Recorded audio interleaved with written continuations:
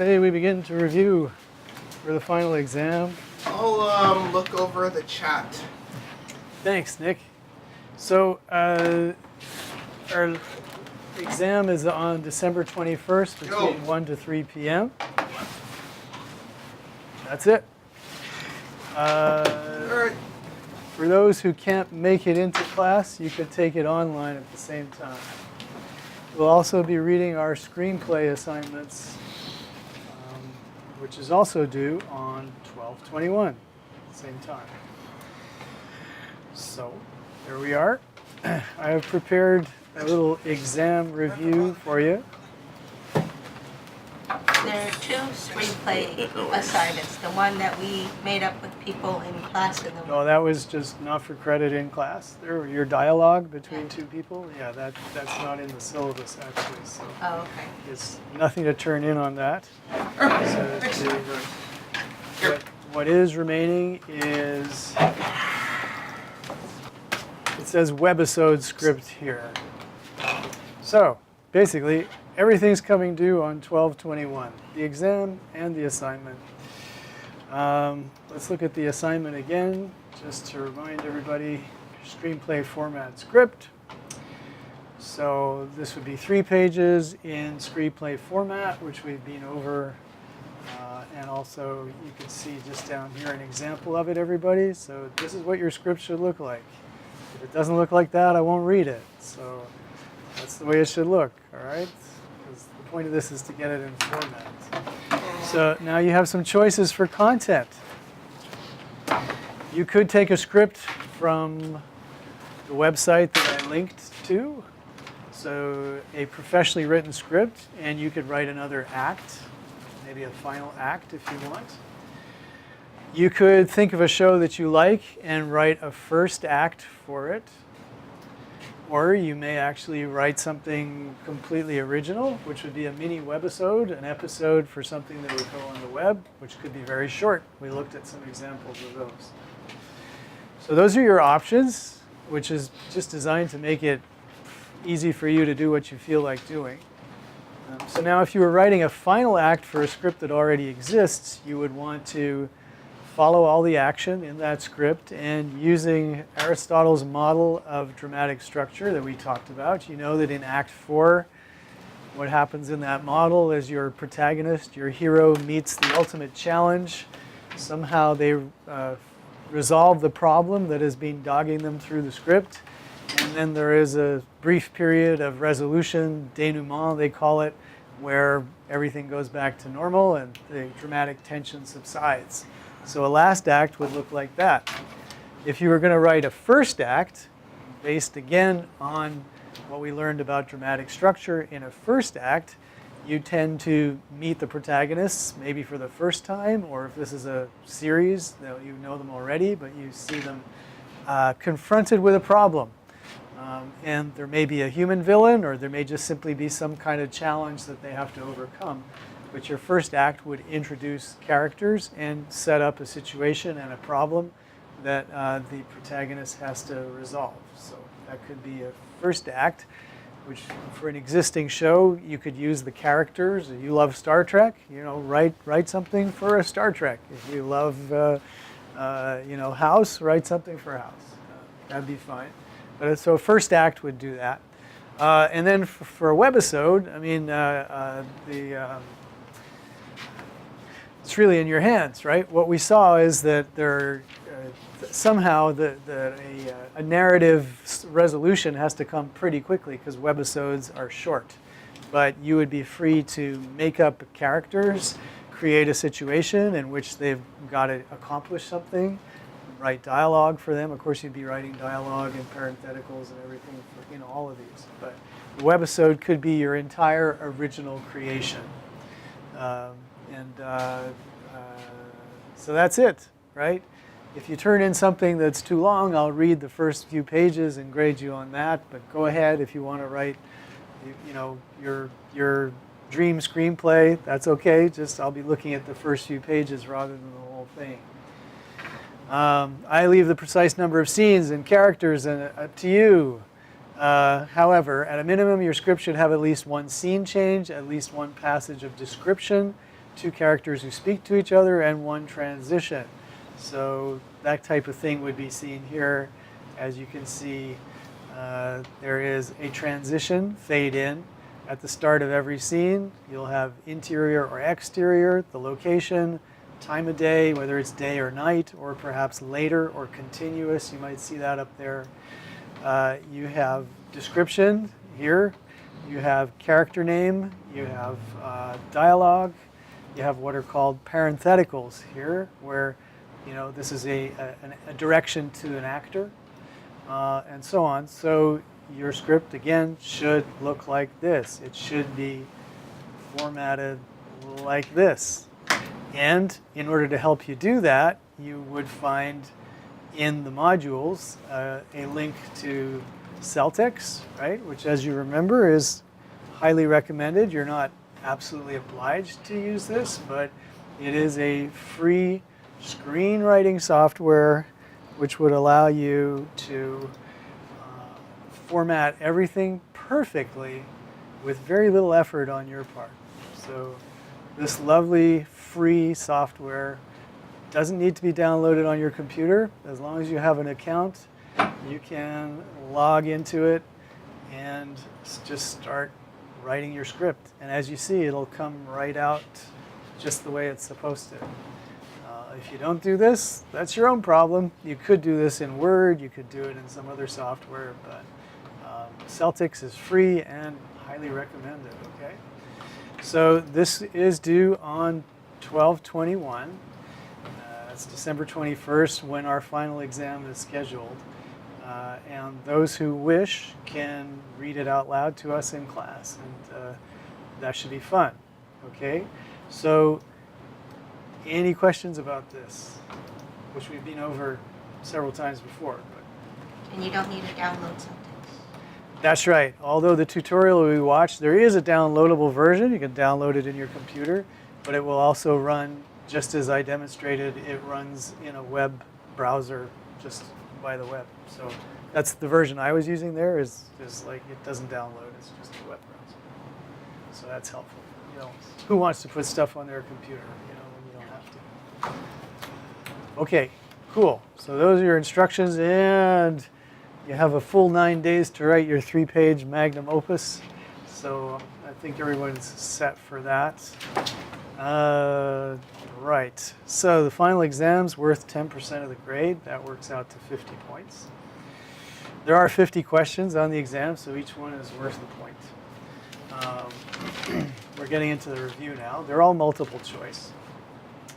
As I said, we're meeting up on 12/21 between 1 to 3 p.m. to do this. If somehow it turns out that people cannot make that date, you could email me and arrange to do it online as well. That's a possibility.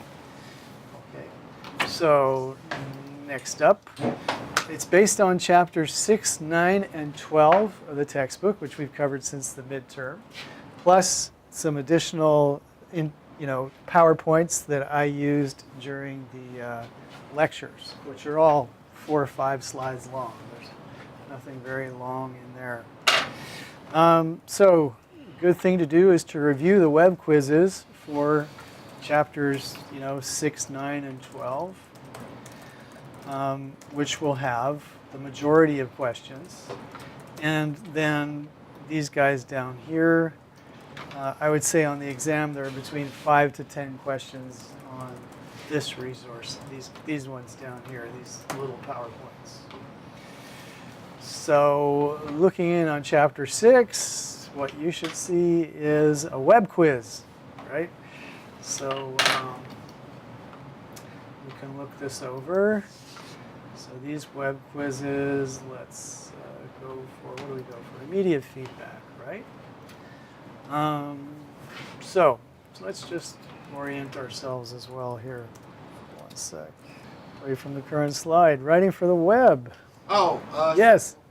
Darren asks, I'm guessing we don't have to come in on the regular class days next week, correct? Correct. Thursday is our last class. And starting on Friday is the City College exam period. So Okay. Thursday is last class. Yep. Good question. All right, so we're just reviewing quickly the PowerPoint on Chapter 6, working on the web. One of the challenges associated with web work is there are no restrictions in terms of time and length compared to what we were working on before. Shovelware refers to just taking the content of your package and indiscriminately dumping it on the web without thinking about what your web audience needs. So we've always talked about how important it is to be audience-centric. So in this case, you got to write in a way that is appropriate for the web. One of the things you can do on the web, you can use multimedia, which is lovely, audio, video, graphics, more. People who reading on the web tend to move in a nonlinear fashion through what you write. So write in easy-to-consume pieces. If people see a big chunk of writing, they're likely just to skip it over because they don't want to take the effort to read all the way through it. So write in smaller, tighter chunks, paragraphs. Okay, what else we got? Keep it fresh, keep it updated all the time because that's the expectation of writing on the web. People go to the web for the latest information. A bit on blogging for what it's worth. So this is a way to target small audiences with very specific interests. Give them important information. Also, people do it in a corporate context to make the corporation feel more friendly and open. Don't blog just to blog. You ought to have some good information to offer to people. So again, it's audience-centric. How do you, serve your audience? Give them stuff that they will actually need and appreciate. Be regular. Same thing for broadcasting in general. That's one thing we do is serial production. We do piece after piece after piece. Keep it regular. Be audience-centric. See what they're interested in. Give them what they're interested in. Establish a tone. Forget that. How to succeed in the digital realm. Quick reads. Keep it short. Be timely. We're repeating ourselves. Promote content. If you can, engage with others and let them know what content is out there. Don't just react. Think about why you want to react and what you can bring to the discussion on the whole. Update with changes. Be regular. Linking and other interactive elements. So this is a fundamental of the web, is that you can use hyperlinks. All of this relates back to your web package assignment. It's a good idea to link to definitions of words that people might not be familiar with. That you can help them out a lot with that. Background. Because you have limitless space, this is a good opportunity to give more background to a story than you could give in print or television. Original source material. Some of your links, as we saw in NBC Interactive, could be letters, emails, reports, so you can bring in documents and actually show them, something that is very boring on television. Don't forget to provide a call to action, something that people can do, because that's more engaging to readers. And again, one of the advantages of writing online is that people are right there in the medium, so that they can do stuff, click, fill in a petition, look for other information and stuff. Social media. Yeah. Social networking such as Facebook and LinkedIn provide you with an option to meet people with similar interests. Surprise, surprise. Twitter. Hi, Lori. Hi. A microblog software. Take the extra time to make sure things are done properly so that any errors in spelling or grammar could reflect badly on your site, which online is sometimes your only credibility is how does it look? Does it look professional? Does it look conscientious? So there you go. Twitter is dangerous. I'll say, watch out. Don't post early in the morning and not think about what you're doing. Drive traffic to your outlet. Tweeting can also be used. In fact, in our business, it's typically used by reporters to promote what they do and drive people to the station website where they can find out more, either more extensive news or links to finished and produced packages and stuff. So I'd say mostly what people are using Twitter for in the broadcast context is to direct traffic to a website. But of course, media personalities are celebrities, and they're also trying to develop their own brand through social media and Twitter especially, so they'll be using that for that. Right, if you leave comments on, good for you, you're brave.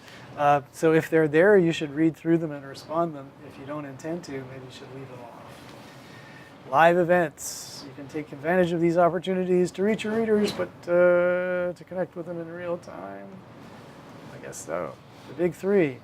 I mean, live events, I'd say, just looking through the podcasting world, a lot of podcasts actually do stage live events to get people in and sort of solidify their engagement with their audiences. That might be something there. Cool, there's the big three. So let's take a look at the web quiz based on this. And here we go. So as I said, good way to review is to look over the PowerPoints, then check out the web quiz. So something is the term used to describe when sites become a giant storage bin of content that was transferred from a standard platform to the web. Do you think the correct answer is shareware, shovelware, storageware, or warehouse? Shovelware. Shovelware, I think so. Okay, let's submit that one. Yes, we got it right. Offer constant updates. Websites become something when they fail to provide additional content on a regular basis. What would that be? Updated, revised, fresh, or stale? I say stale. Thank you, class. Stale. Yep. Awesome.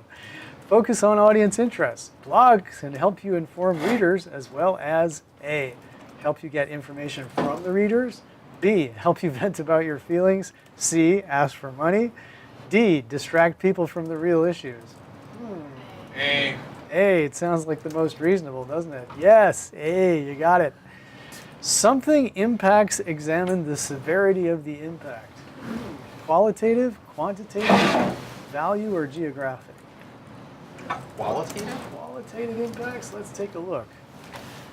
Yes, qualitative impacts. When in doubt, pick the one that JP wants.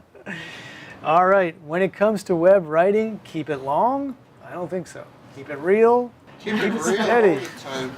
Keep it, what do you say? You agree with me? Whoa, keep it current. Yeah, because people are going there for the latest. Keeping it real good. Don't just react. Think about something beyond a simple reaction. Your editor, producer, what you want to add, your publisher, or society at large? What do you think? Society? I hear society. What you want to add? B or D? Let's see. Let's pick D. See how we do. Oh, no, it was B. So what you want to add? So I guess that one refers specifically to the slide about blogging, where it was sort of saying, don't just react, contribute something else. Otherwise, people, you contribute more value when you add something. Definitions. Creating a link to a something of a word can make things easier on your readers. Well, my goodness, the answer's right there. There you go. Definition. Okay. Blogging is a way to reach an active and interested audience at any point in time with important and engaging information. What are you saying, Nick? True. True. It sounds true to me. True. Right. People head to the web for long pieces of information. No. Teal deer. False. There we go. We're running 100% here. Well, almost. Social media tools cannot be scaled or adapted to fit the needs of an audience. That's false. Come on. Submit. Excellent. Blogging. It is a great idea to have a blog just for the sake of blogging. False. False. You've got to hope that you're going to help people, inform people. Social networking websites such as Facebook and LinkedIn provide you with an option to meet people with similar interests and showcase your skills and products. True. Ooh, boy. That's true. Come on, submit it. Yep. Media professionals have not embraced Twitter on a professional level. False. False. Fair to say it's false. All right. And up we go. When working on the web, you should announce information to your audience as soon as you can. Absolutely. Should we? Without fact checking? Oh. Let's see. I'm not sure. Let's have a look. What does it say? It says true. Okay. However, I would say be sure that you have your best possible information before you have to go. To better fit the web of information approach, you want to write in big, loose chunks that tell complex stories.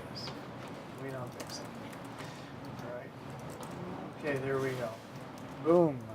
So we got one wrong, and I believe that was the one where we should have chosen B instead of D, right? Yeah. Yep. Okay. We'll spare ourselves going through that again. But boy, are we good. Okay, so that was chapter 6. Next up is chapter 9. So, Yes. Yes, we were. all right. I hope you're enjoying this. Right up. Okay. Print writing relies on the inverted pyramid structure. You know what? Let's see if we can manage these questions without going through this. Web quiz, chapter 9. Media feedback. We like that. Print style writing requires you to write in something paragraphs than you are used to. Shorter. Yep. This is assuming that you were essay writing college students who'd have very long analytical paragraphs. So shorter. Yes. Right. In writing for news publications, you strive to demonstrate Objectivity. objectivity. Otherwise, why would people want to read you? One reason reporters conduct interviews is to gather quotes from their sources? Yes. Because nothing beats having the word from your source. These quotes can also add color or flavor to your story. Direct. Direct quotes. Thank you, JP. I agree. Next up. When the information is vital, but the statements your source makes don't merit a word-for-word recounting, consider using Indirect. We'll go with JP. Gotcha. You've got such a good batting average, JP. All right. It is also a good idea to use something when people are using ordinary speech. Oh, gonna try that. Oh, paraphrase. It is better. It's a good idea to paraphrase when people are using ordinary speech. All right. These quotes mix direct and indirect styles of quoting, so you can place emphasis on a key element of a statement a source made. What are we doing here? Dare I make a mistake again? Oh, got it. Good for me. Thank you. All right, this one's for you guys. The preferred verb of attribution is believed. So in other words, when you're writing, okay, thank you, JP. When you're writing a story, should you use believed to attribute? So, you know, well, whatever, let's not. False. The correct or preferred verb is said. The lead of the expanded inverted pyramid story should continue to be a single sentence, 25 to 35 words that captures as much of the 5 W's and 1 H as possible. It's true. Reasonable to me. Yep. And on we go. Bridge. The last paragraph is where you decide how best to move your readers from the lead into the rest of the story. Seriously? The last paragraph? The last paragraph? No. That would be the second one. In most cases, you will find that you need to create a structure that pairs indirect and direct quotes to tell your story. Indeed, especially true of broadcast writing. All right, great. 12. It's not important for the end of your story to provide closure. Humbug. False.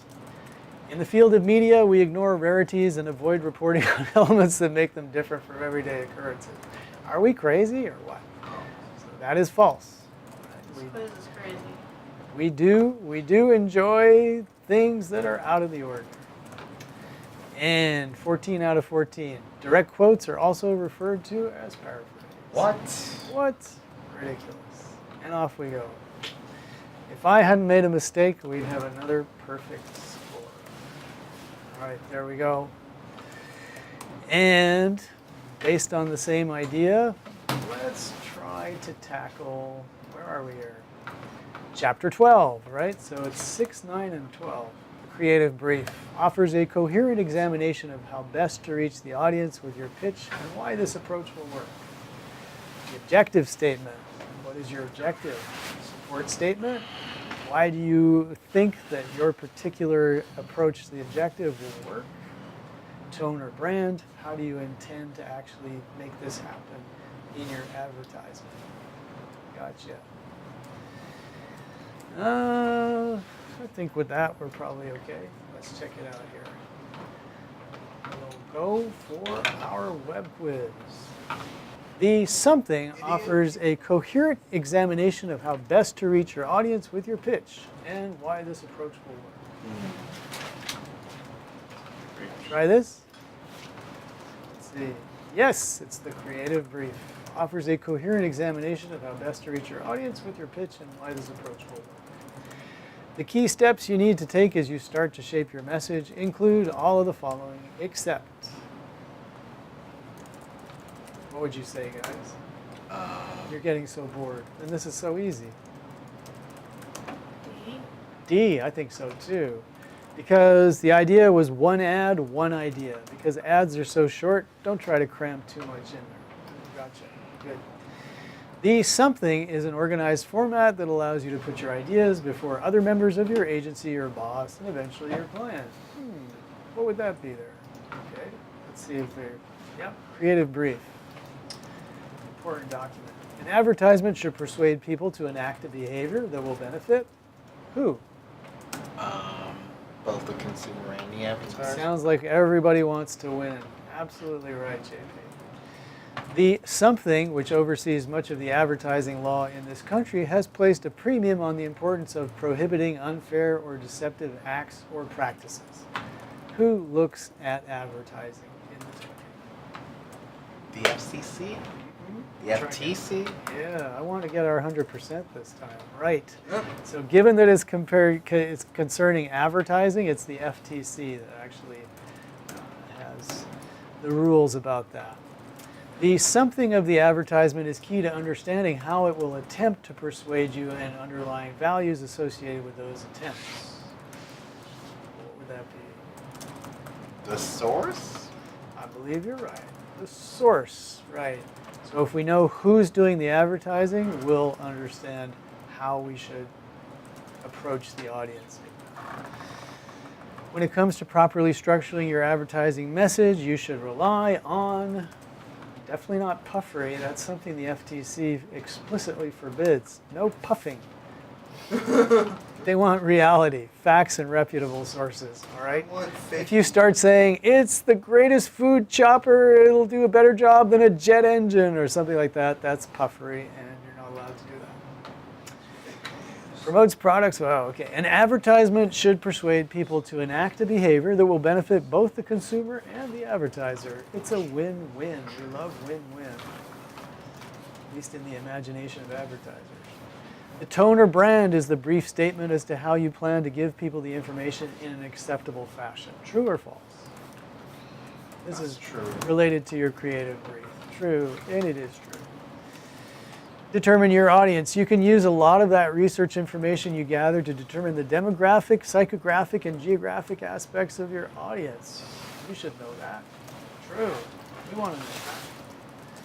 One way to better approach your audience is to conceptualize its members in a way that makes them more real for you. True. Whoops. Why am I right-clicking when I should be left-clicking?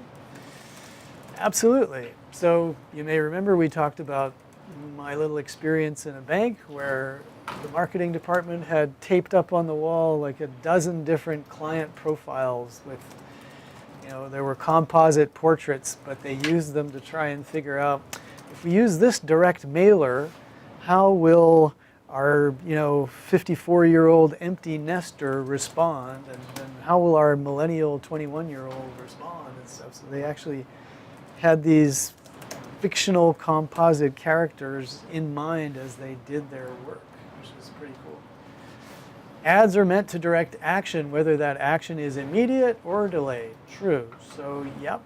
Your call to action in an ad may be immediate, run out, call now, or it might be delayed, which is, promoting the value of higher education, for instance, might eventually create the delayed action of signing up for city college classes. Make sure you understand the goal of your advertising campaign before you attempt to measure it. Very true. Okay, and as well, it's just important, even as you're being all creative and writing an advertisement, to think of how it could be measured. How will you and your client define success? Because eventually you'll disagree. And if it's not on paper, you'll be disappointed because you will have worked hard and they just won't be seeing it the same way you do.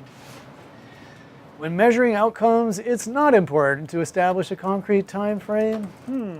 That's false. That's false. You know, if we're promising, 1,000 more people, coming to your store in the next month, that's far more meaningful than 1,000 sometime. So you definitely want to have that. The client and you do not need to have a shared understanding of what working means in terms of your desired outcomes. So in this case, it's referring to what I was just talking about, which is the need to be clear with your client in a creative brief as to what exactly you're supposed to be doing and how you will measure, what that kind of work actually comes up with. So I'd say, you do not need, that would be false. I almost blew it there. Yes, 100%. So there you go. So that's a significant part of your final review, if you wish. And otherwise, I'm suggesting that you look through these classroom resources that we looked at. So for instance, to look through TV formats, you should know the story types, especially the reader, the VO, and the VOSOT story. VOSOT. So remember what a VOSOT is, right? Voiceover, sound on tape. Gotcha. Nice.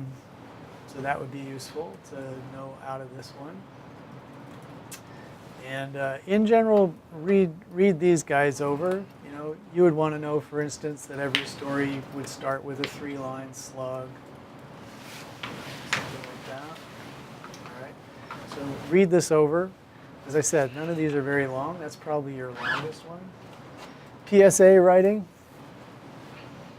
Visual metaphor. That's an important idea. Just, we talked about the importance of using television, for instance, not just as a way to stage a little play, but also to actually have some kind of figurative or imagery that will communicate your message to the client. So using the visual properties of television to actually show, something that gets your message across. So that's important. And nothing more in there that's of any interest. So let's get out of that. Get out of full frame, please. What am I doing here? Story structure. You should look this one over as well. Important things would be, what do you expect to see in each act? So in reference to the screenplay writing assignment, as I mentioned, Act 1 would have these elements, introducing main characters and supporting characters. What's the goal of your protagonist? What's the obstacle that's getting in the way of them? And then here it says end with a reversal or setback. In Act 4, the problem gets worse. If there is a subplot, you can close it, but in a short script like a webisode, there won't be a subplot. There's not enough time. Bring about a denouement or resolution of the final setback. So there's that word, whoops, denouement there. So that means when the problem is resolved and things quiet down and characters hug and warm, quiet music comes in, everyone starts to feel better, and we head back to pretty much the same situation we started out with. So that's the end of that. Remember that a beat sheet is a useful tool that would describe the major events in the narrative in a point form. That would be useful. Alrighty. And let's see what else that we got here. More about screenwriting. TV dialogue does not tend to be very long stretches of speechy dialogue. Dialogue tends to be broken up into short shorter than real types of exchanges that ping pong back and forth between characters, keep things more lively. So dialogue is not all that realistic. It's broken down and stuff. Yep, I can't remember anything else in there off the top of my head, which is important. So I think those are the 4 resources that we said we should take a look at, right? Where's the final exam review? So we looked at the news formats, focusing in on, you know, what's a VOSOT, what's a reader, what's a package. We looked at the PSA, important to know what a visual metaphor is, for example. We looked at story structure, so you should know what happens in first acts, last acts. And more about screenwriting, you should know more about dialogue. I think with all of that, you should be in pretty good shape to do well in the final. Questions, apart from Shannon's question, which I have to look up. I'll probably just email that out. All the question on the final is based on the web quizzes. In part, Like a and midterm. not exactly like the midterm, because it says additional questions based on the following resources Oh, okay. lectures, which is why we just went through these ones. Uh-huh. So I'd say the majority of questions are on the web quizzes, and there are additional questions based on this. Okay. Definitely the majority are coming from the web Okay. quizzes there. Okay, and just remembering the dates, 12/21, 1 to 3. So that concludes for today. Next class, if anyone has their screenplay kind of already done and would like to read it, I would love to hear it. Otherwise, we'll find some interesting audio-visual to fill up our time, okay? And I will answer Shannon's question, probably by announcement, but maybe in class too. Nick, any last thoughts from the chat people? No. Huh? No? They're quiet? Yeah. Of course, they're a little bit behind us. They may have some, okay, let's see. Here we go. I'm guessing we don't, oh, thank you. Nick already raised that one. Can you qualitative impacts? We will, or qualitative? We'll break up a little early today. See you next class. So we don't have a class on next Tuesday. No, the Thursday is the last class, and I believe Friday marks the beginning of the final examination period. It begins on Friday. Okay. So Thursday is last class. Thank you, everybody.